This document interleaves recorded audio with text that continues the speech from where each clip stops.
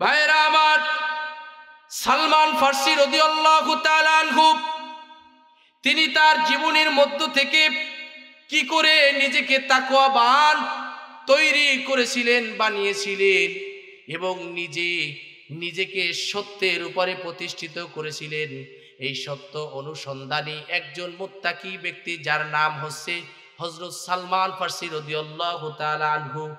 যেই সালমান ফার্সি তিনি পারস্যের ইস্পাহান অঞ্চলের একজন নওজোয়ান যুবক ছিলেন, যার গ্রামের নাম হচ্ছে জাইআন। গ্রামের নাম কি? জাইআন। তার পিতা ওই গ্রামের সর্দার ছিল এবং তার পিতা তৎকালীন সময়ে ওই গ্রামের মধ্যে সম্ভ্রান্তশালী ব্যক্তি ছিল, সম্পদশালী ব্যক্তি ছিল। ভাইরা আমার, তার পিতা মাতা মাজুসি ধর্মের অনুসারী ছিল। মাজুসি ধর্ম ওই ধর্মকে বলা হয় যেই ধর্মের অনুসারীরা অগ্নি পূজা করে। কিসের পূজা করে? অগ্নি পূজা করে।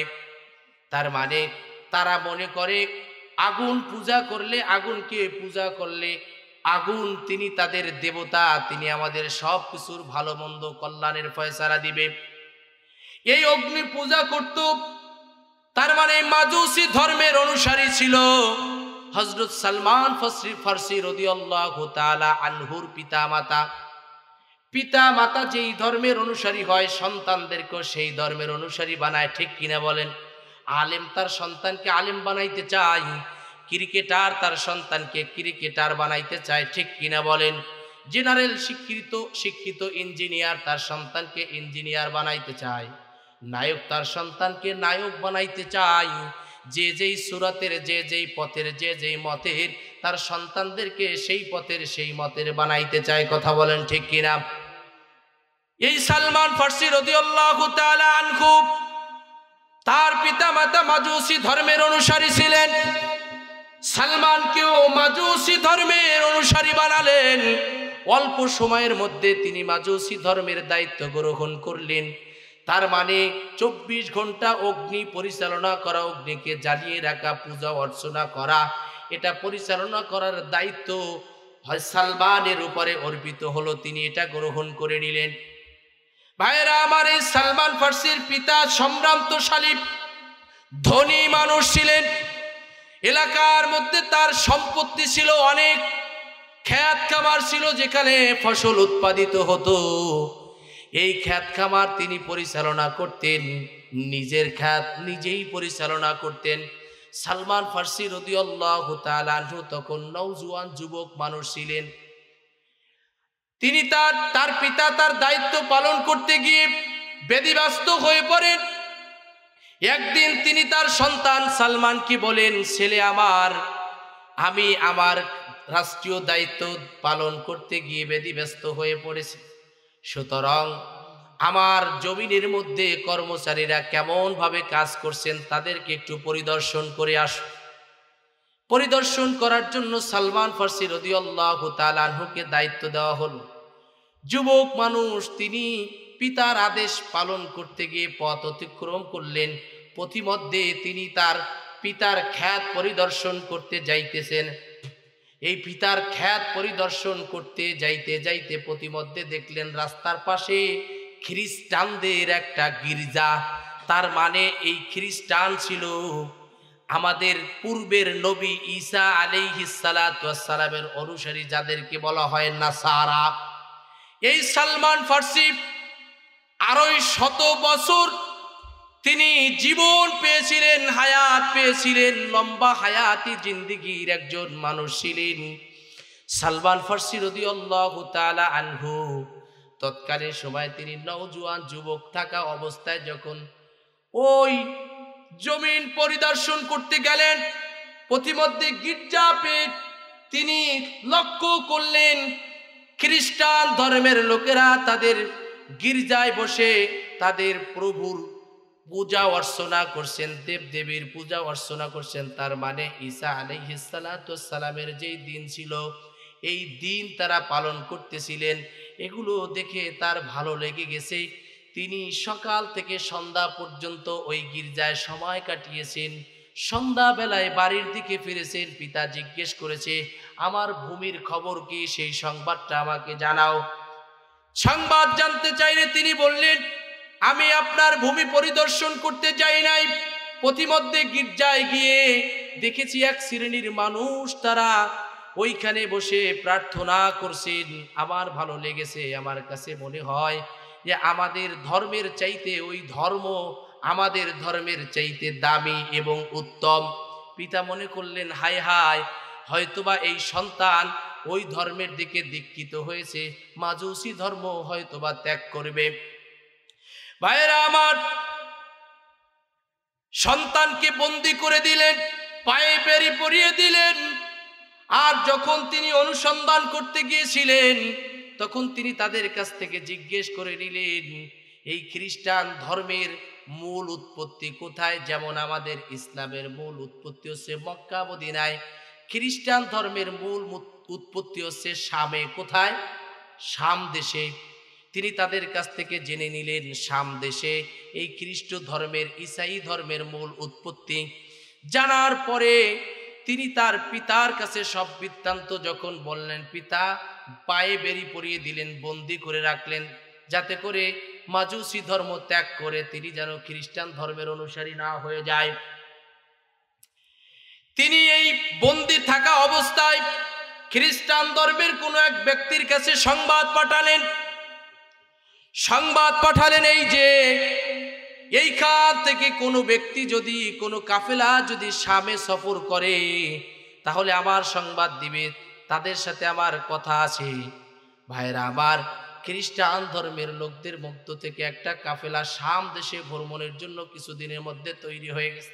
গোপনে সংবাদ পাঠালেন, শাম দেশের কাফেলা যাচ্ছে।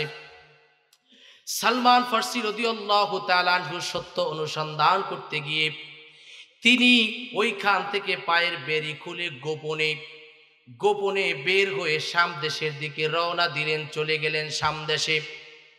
ধনী পরিবারের সন্তান, শাম দেশে যখন ভ্রমণ করেছেন, সাথে কোনো দ্রব্য ছিল না, কোনো আসবাবপত্র ছিল না নিজের জীবন পরিচালনা করার জন্য। শাম দেশে গিয়ে সর্বপ্রথম খ্রিস্ট ধর্মের লোকদের কাছে জিজ্ঞেস করলেন, এই ধর্মের প্রধান জ্ঞানী, এই শাম দেশের মধ্যে প্রধান পরিচালক জ্ঞানীকে, প্রধান প্রবক্তাকে? তারা তার এই প্রশ্নের জবাব দিল, শাম দেশের মধ্যে এই ধর্মের প্রধান পরিচালক, যাকে সবচেয়ে জ্ঞানী আলেম বলা হয়, একে বলা হয় পুরোহিত। খ্রিস্টান ধর্মের সবচেয়ে জ্ঞানী পণ্ডিতকে বলা হয় পুরোহিত, আর আমাদের ধর্মের সবচেয়ে জ্ঞানীদেরকে বলা হয় আলেম, নবী। ঠিক কিনা বলেন? প্রিয় ভাইরা আমার, এই পুরোহিতের পরিচয় দিলেন। তিনি তার কাছে গমন করলেন, তিনি তার পরিচয় দিলেন। পরিচয় দেওয়ার পরে সালমান ফার্সি রাদিয়াল্লাহু তাআলা আনহু তিনি ওই পুরোহিতের খেদমতে নিজেকে নিয়োজিত করলেন। কিছুদিন খেদমত করতে না করতে তিনি দেখতে পারলেন যে এই ব্যক্তি একটা দুষ্ট, দুরাচার, বদমাইশ। কিভাবে তিনি জানলেন? তিনি দেখতে পারলেন এই পুরোহিত তিনি মানুষদের কাছ থেকে বিভিন্ন ধরনের লাভবানের কথা বলে অর্থ সংগ্রহ করে, গরিব, এতিম, মিসকিন, অসহায়, দরিদ্র মানুষের মাঝে তা বন্টন করে না, এটা নিজে ভোগ করে এবং এটা পুঞ্জীভূত করে রাখে। ভাইরা আমার, হিন্দু ধর্মের অনুসারী যারা, হিন্দু ধর্ম প্রকৃতপক্ষে বিকৃত ধর্ম, প্রকৃত ধর্ম ওরা অনুসরণ করে না। তার কারণ পুরোহিতরা নিজেদের সুবিধা মতো যেই বিধান ওদের উপরে দিয়েছে, ওরা সেই বিধান মানতে বাধ্য। ঠিক কিনা বলেন? সালমান ফার্সি দেখলেন এই লোকটা একটা দুষ্ট লোক, কিন্তু বলার তো কায়দা নাই। সবচেয়ে জ্ঞানী মানুষ, দায়িত্বশীল, তার দোষ যদি বলা হয় কঠিন শাস্তি দেওয়া হবে, বলার কায়দা নাই। অপেক্ষা করতেছিলেন সালমান ফার্সি রাদিয়াল্লাহু তাআলা আনহু। অপেক্ষা করতে করতে তবে তার কার্যক্রমকে ঘৃণা করতেন।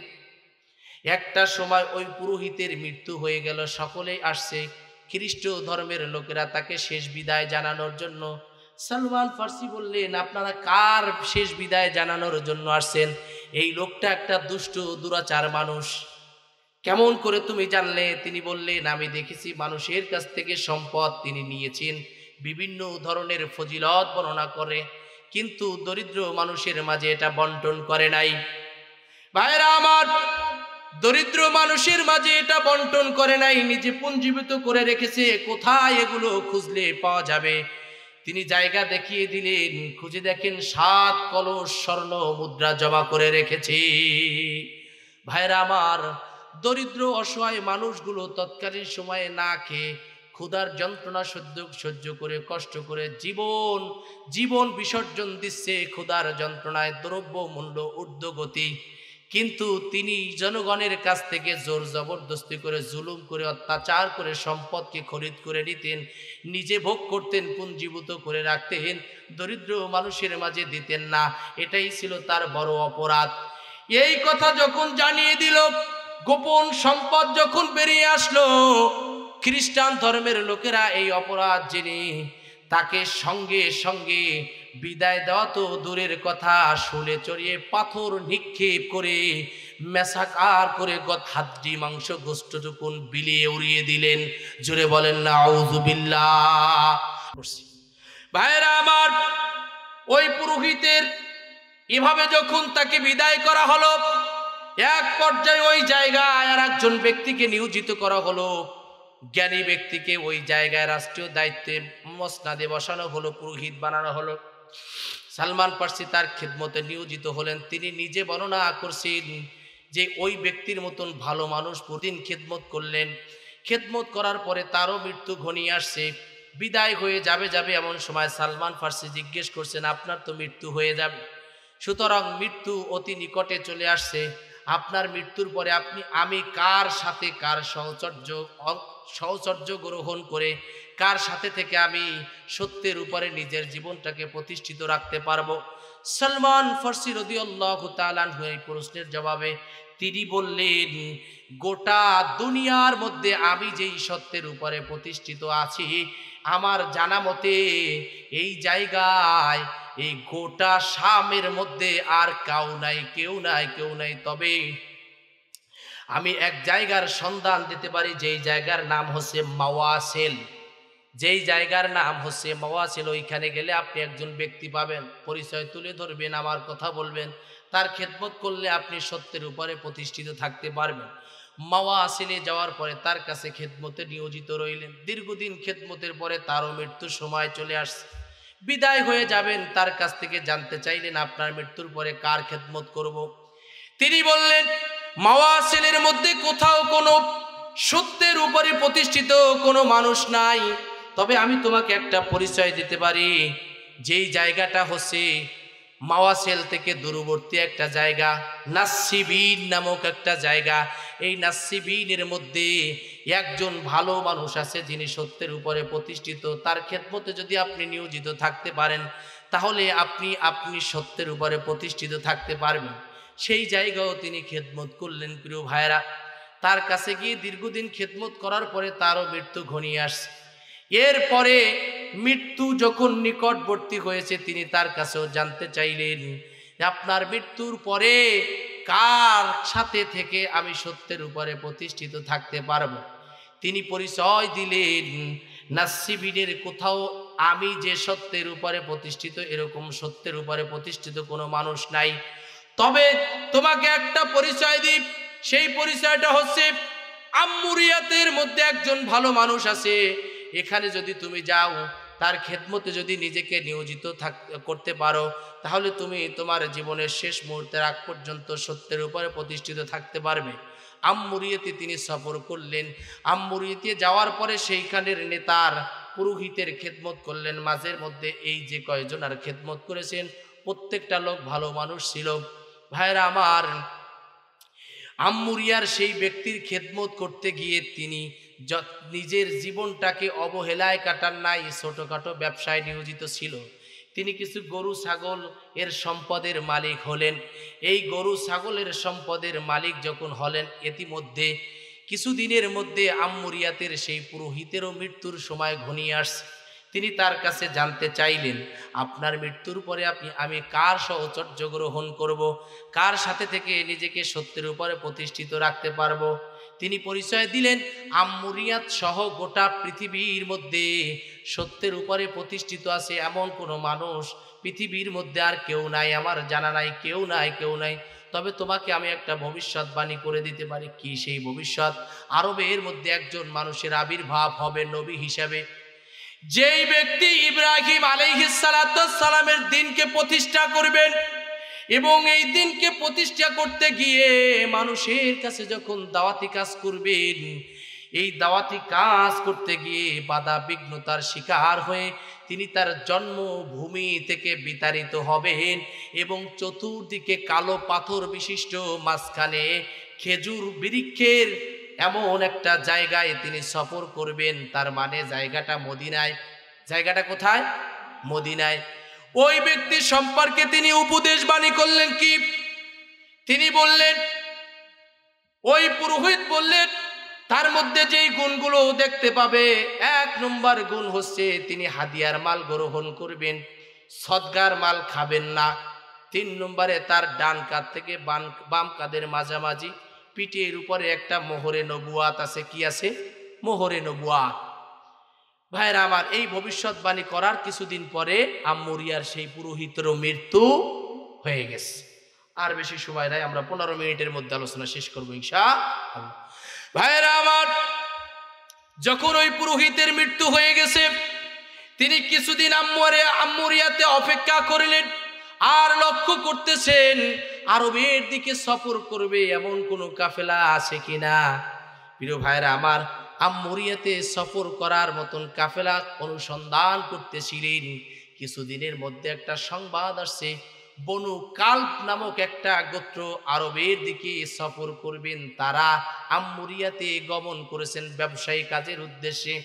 তাদের সংবাদ পেয়ে তাদের কাছে তিনি গমন করলেন। সালমান ফার্সি গমন করে তিনি তাদেরকে বললেন, আমি আম্মুরিয়াত থেকে আরব দেশে যেতে চাই, আমি তো চিনি না, তোমরা যদি আমাকে সেই জায়গায় নিয়ে যাও, বিনিময়ে আমার জীবনে যত সম্পদ আমি অর্জন করেছি সব সম্পদ টুকুন গরু ছাগল সব তোমাদেরকে দিয়ে দিব।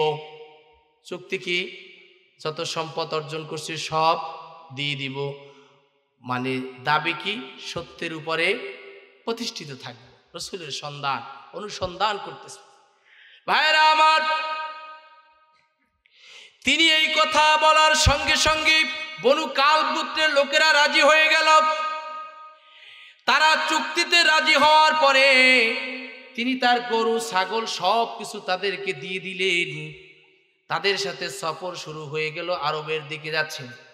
আরবের দিকে যখন যাচ্ছিলেন প্রিয় ভাইরা, শাম এবং মদিনা এর মাঝামাঝি, শাম এবং মদিনা এর মাঝামাঝি মধ্যবর্তী একটা এলাকা, যে এলাকার নাম হচ্ছে ওয়াদি আল কুরা। যে এলাকার নাম হচ্ছে ওয়াদি আল কুরা।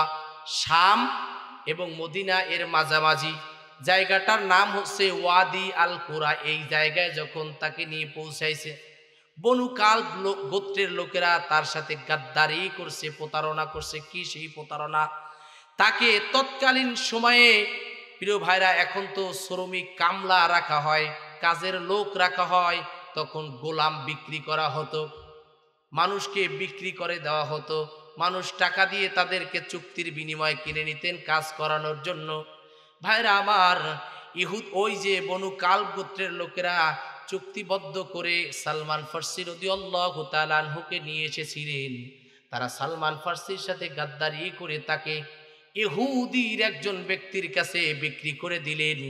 ইহুদি তাকে নিয়ে, এই সম্ভ্রান্তশালী পরিবারের সন্তান, মুহূর্তের মধ্যে ইহুদের গোলাম হয়ে গেছেন।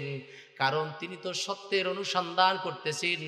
আল্লাহ তাআলা যে আর কিছুদিন পরেই তাকে সত্যের সন্ধান দেখাবেন, তিনি যে মুহাম্মাদুর রাসূলুল্লাহ সাল্লাল্লাহু আলাইহি ওয়াসাল্লামের সাহচর্য গ্রহণ করবেন, এর মাঝখানে তাকে কঠিন অগ্নিঝরা পরীক্ষা দিতে হবে। এটা একমাত্র আল্লাহ তাআলার সিদ্ধান্ত। জোরে বলেন সুবহানাল্লাহ। প্রত্যেকটা মানুষকে সত্যের উপরে প্রতিষ্ঠিত থাকতে গেলে তাকে অবশ্যই কঠিন পরীক্ষার সম্মুখীন হতে হবে। কথা বলেন ঠিক কিনা? নবীগণও এমন পরীক্ষার সম্মুখীন হয়েছিলেন। ইহুদির কাছে যখন বিক্রি হয়ে গেছে, তিনি তার গোলাম হলেন। কিছুদিন যেতে না যেতে ভাইরা আমার, বনু কুরাইজা গোত্রের একজন লোক এসে তাকে ক্রয় করে নিয়ে গেলেন। ক্রয় করে নিয়ে মদিনার মধ্যে নিয়ে গেলেন। মদিনার মধ্যে যে তিনি দেখলেন মদিনার মধ্যে ওই সেই পুরোহিতের সেই ভবিষ্যৎবাণী, যার চতুর্দিকে কালো পাথর বিশিষ্ট, মাঝখানে খেজুর বৃক্ষ। জায়গাটা দেখে তিনি চিনতে পারলেন যে পুরোহিত তো এই জায়গার কথা বলেছিল, যে এই জায়গায় রাসূল সফর করে আসবেন, যিনি ইব্রাহিমের ধর্ম দিনকে প্রতিষ্ঠা করবেন। প্রিয় ভাইয়েরা আমার, ইব্রাহিমের দিনকে প্রতিষ্ঠা করবেন। এটা দেখে পরিবেশ জায়গা দেখে তিনি চিনতে পারলেন। জায়গা চিনতে পেরে তিনি তার দায়িত্ব কাজে নিয়োজিত রইলেন। ভাইয়েরা আমার, তার দায়িত্ব পালনে তিনি নিজেকে নিয়োজিত রাখলেন।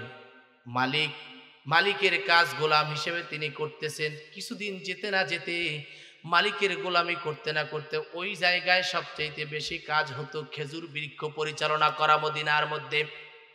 ভাইয়েরা আমার, এই মদিনার মধ্যে খেজুর বৃক্ষ পরিচালনা করতেছিলেন এই গোলাম সালমান ফারসি রাদিয়াল্লাহু তাআলা আনহু। খেজুর গাছের মাথায় নিচে ওই তার মুনিব অপেক্ষা করছেন, কাজ পরিচালনা করছেন। ইতিমধ্যে সংবাদ আসে মুহাম্মদ হিজরত করে কঠিন পরীক্ষা দিয়ে তিনি কোবায় এসে অবস্থান করেছেন। এই কথা শুনে তিনি নিচে নেমে তার কাছে রাসূল সাল্লাল্লাহু আলাইহি সাল্লাম সম্পর্কে সংবাদদাতার কাছে জানতে চাইলেন। তার মুনিব তাকে ধমক দিয়ে বললেন, তোমার তা জানার দরকার কি? থাপ্পড় লাগিয়ে দিলেন গালে। থাপ্পড় খেয়েও তিনি শান্ত রইলেন। রাত্র ঘনিয়ে আসলো, কাজ কাম সব কিছু গুছিয়ে রেখে কিছু খেজুর নিয়ে সেই মসজিদে কোবা অঞ্চলে তিনি ভ্রমণ করে রসুলের সামনে উপস্থিত। ভাইরা আমার, রাসূলুল্লাহ সাল্লাল্লাহু আলাইহি সাল্লামকে সালাম জানিয়ে তাকে বললেন, আপনারা দূর থেকে হিজরত করে আসছেন মুসাফির, আমি আপনাদের জন্য মনে করেছি কিছু সাহায্য প্রয়োজন, সুতরাং আমার কাছে কিছু সদগার মাল ছিল, সেগুলো নিয়ে আপনার কাছে এসেছি। রাসূলুল্লাহ সাল্লাল্লাহু আলাইহি সাল্লাম গ্রহণ করলেন। এগুলো গ্রহণ করে সাহাবীদের মাঝে বন্টন করে দিলেন। খেজুরগুলো নিচে হাত বুলিয়ে দিলেন, কিন্তু নিজে তা ভক্ষণ করে নাই। তিনি দেখলেন ওই যে ভবিষ্যৎবাণী করেছিল সদগার মাল তিনি খাবে, একটা মিলে গেছে, খাবে না। তিনি চলে আসলেন। রাসূল সাল্লাল্লাহু আলাইহি সাল্লাম হিজরত করে মদিনায়। আর একদিন রাসূল সাল্লাল্লাহু আলাইহি সাল্লামের কাছে আসলেন কিছু খেজুর নিয়ে, তার উপার্জিত রাসূলকে দিলেন আর বললেন, ইয়া রাসূলুল্লাহ, আপনি সদগার মাল গ্রহণ করবেন না, তাই আমি আপনার জন্য আমার ব্যক্তিগত উপার্জনের খেজুর নিয়ে এসেছি হাদিয়া হিসেবে, আপনি গ্রহণ করুন। রাসূল গ্রহণ করছেন, নিজে খেয়েছেন, সাহাবীদেরকে খেতে দিয়েছেন, মিলে গেল। দ্বিতীয়টা হাদিয়া গ্রহণ করেছেন, সদগা গ্রহণ করে নাই। 3 নম্বর পয়েন্ট, তৃতীয় দিন রাসূলুল্লাহ সাল্লাল্লাহু আলাইহি সাল্লামের কাছে আসলেন। আল্লাহর হাবিবের কাছে এসে তিনি রাসূলুল্লাহ সাল্লাল্লাহু আলাইহি সাল্লামকে দেখলেন তার নিজস্ব একজন ব্যক্তির জানাজা এবং দাফনের কার্য পরিচালনা করছেন। জানাজা এবং দাফন কার্য পরিচালনা করা শেষে তিনি তার কাছে গমন করলেন এবং তার কাছে গমন করে সামনাসামনি সালাম বিনিময়ে কথোপকথন হলো। তিনি পিছনের দিকে বারবার নজর করতেছেন। ওই সেই ভবিষ্যৎবাণী, 2 কাঁধের মাঝখানে মোহরে নবুয়াত। 3 নম্বরটা মিলে গেলে সবগুলো মিলে যাবে। 3 নম্বরটা লক্ষ্য করতেছিলেন আল্লাহর হাবিব। তিনি বুঝতে পারলেন বারবার পিছনে তাকায়, তার মানে কেউ না কেউ বলেছে আমি আখিরি জামানার নবী আর আমার পিঠে মোহরে নবুয়াতের চিহ্ন আছে। এটা তিনি জানতে চেয়েছেন, নিশ্চয়ই এটাই তার কারণ হবে। আল্লাহর হাবিব ঢিলা ঢালা পোশাক পরতেন, চাদরটাকে সরিয়ে নিলেন। চাদরটাকে সরানোর সঙ্গে সঙ্গে তিনি স্বচক্ষে সালমান ফারসি মোহরে নবুয়াতটা দেখতে পারলেন। দেখার সঙ্গে সঙ্গে হাউমাউ করে কেঁদে দিয়ে জড়িয়ে ধরলেন, চুম্বন করলেন। আল্লাহর হাবিব বুঝতে পেরে তাকে জিজ্ঞেস করলেন, ও সালমান, কি ব্যাপার, তোমার বায়োডাটা বলো, তথ্য বলো। তিনি বললেন, আমি ধরি পরিবারের অমুক জায়গার একজন সন্তান, অমুক পরিবারের সন্তান, সত্যের সন্ধানে এইভাবে এই জায়গায় এসেছি, সব কিছু মিলে গেছে, আপনি আমাকে কালেমা পড়ায় মুসলমান বানায় দেন। জোরে বলেন সুবহানাল্লাহ। আল্লাহর হাবিব মুসলমান বানালেন। সাহাবীদের কাছে বললেন, সাহাবীরা সালমান ফারসি সম্পর্কে জানলেন। সত্যের অনুসন্ধানী সাহাবী সালমান ফারসি সম্পর্কে জানলেন, কিন্তু তৎকালীন সময় মদিনার একজন ইহুদির গোলাম ছিলেন, ঠিক কিনা বলেন? তিনি বললেন, আল্লাহ ঈমান তো আনছি কিন্তু গোলাম থেকে তো মুক্তি পাই নাই, গোলামি থেকে তো মুক্তি পাই নাই, গোলামি থেকে মুক্তির পথ কি? রাসূল বললেন, তুমি গিয়ে ওই গোলামের সাথে চুক্তিবদ্ধ কও, চুক্তি করো, কিসের বিনিময়ে তিনি মুক্তি দিবেন। গোলাম তিনি তার মনিবের কাছে সালমান ফার্সি গেলেন এবং চুক্তি করলেন যে কিসের বিনিময়ে আপনি মুক্তি দিবেন। ও তৎকালীন সময় মনিব চিন্তা করলো এটাই তো সুযোগ, কারণ তিনি তো ইহুদি ছিলেন। প্রিয় ভাইরা, সুযোগের সদ্ব্যবহার করতে গিয়ে তিনি বললেন, আমাকে 300 খেজুরের চারা ম্যানেজ করে আমার বাগানে রোপণ করে দিতে হবে। 2 নম্বর চুক্তি হচ্ছে 40 উকিয়া স্বর্ণ মুদ্রা আমাকে দিতে হবে, তাহলে তোমাকে মুক্তি করে দিব। সালমান ফার্সি এই চুক্তি এসে রাসূল সাল্লাল্লাহু আলাইহি সাল্লামকে জানালেন। নবীজি সাল্লাল্লাহু আলাইহি সাল্লাম তিনি সাহাবীদের মাঝে বললেন, সকলের সমন্বয়ে 10, 20, 30 করে এইভাবে 300 চারার ব্যবস্থা করলেন। আল্লাহর হাবিব বললেন, সালমান তুমি জায়গা জমিন খোঁজো, জমিন জায়গা বানাও, গাছ লাগানোর জন্য জমিন খোদাই করো। সালমান ফার্সি করলেন, আল্লাহর হাবিব নিজেই চারাগুলো লাগাইছেন। জোরে বলেন সুবহানাল্লাহ। একটা পূরণ হয়েছে, 2 নম্বরটা 40 উকিয়া স্বর্ণ মুদ্রা দিতে হবে। লক্ষ্য করেন ভাইরা আমার, আল্লাহর হাবিব পূর্বের যুদ্ধলব্ধ কিছু সম্পদ তার কাছে ছিল। এই যুদ্ধলব্ধ সম্পদের মধ্য থেকে স্বর্ণ ছিল, যার আকৃতি হাদিসের মধ্যে আসে মুরগির ডিমের মতন। রাসূলুল্লাহ সাল্লাল্লাহু আলাইহি সাল্লাম এই স্বর্ণগুলো সালমান ফার্সির হাতে দিলেন আর তিনি বললেন, তুমি তোমার দেনা পরিশোধ করো। সালমান ফার্সি বললেন, ইয়া রাসূলুল্লাহ, এতটুকুন সম্পদে কি আমার দেনা পরিশোধ হবে? তিনি বললেন, আল্লাহ যদি পরিশোধ করতে চায় তাহলে অসুবিধা কোথায়? ওজন করে দেখলেন ততটুকুন স্বর্ণ মুদ্রা এই ছিল 40 উকিয়া স্বর্ণ পরিমাণ। জোরে বলেন সুবহানাল্লাহ।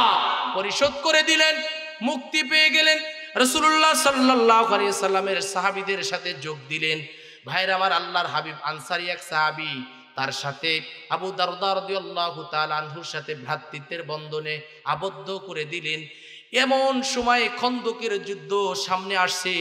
খন্দকের যুদ্ধে আল্লাহর হাবিব সাহাবীদের কাছ থেকে পরামর্শ জানতে চাইলেন।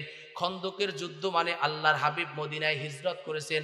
মক্কার পত্তলিক কাফের বেঈমান মুশরিকের দলেরা রাসূলুল্লাহ সাল্লাল্লাহু আলাইহি সাল্লামের প্রতি আক্রমণ করার জন্য অবরুদ্ধ করে রাখার চেষ্টা করেছিল, ঝাঁপিয়ে পড়েছিল মদিনাকে আক্রমণ করার জন্য, পাকড়াও করার জন্য।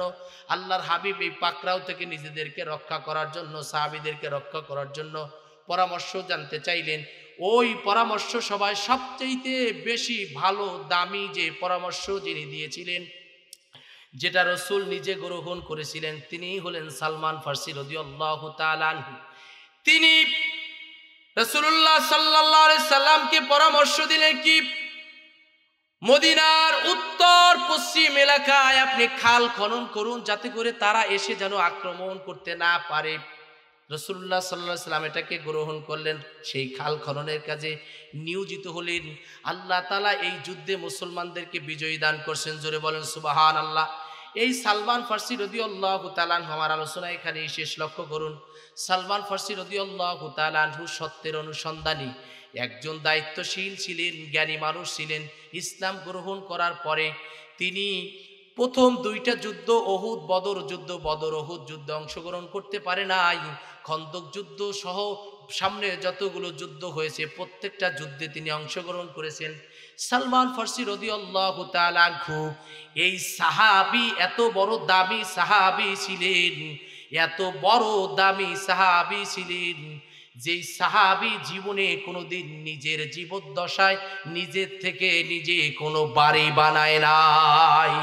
তার জীবনের সম্পদ, তার জীবনের কাজকর্ম ধারা মসজিদ বানিয়েছেন, বাড়ি বানায় নাই, জীবনে কোনো বাড়ি বানায় নাই। রাস্তাঘাটে বিভিন্ন জায়গায়, যেই জায়গায় গাছের নিচে জায়গা পাইতেন, সালমান ফার্সি সেই জায়গায় ঘুমিয়ে যাইতেন।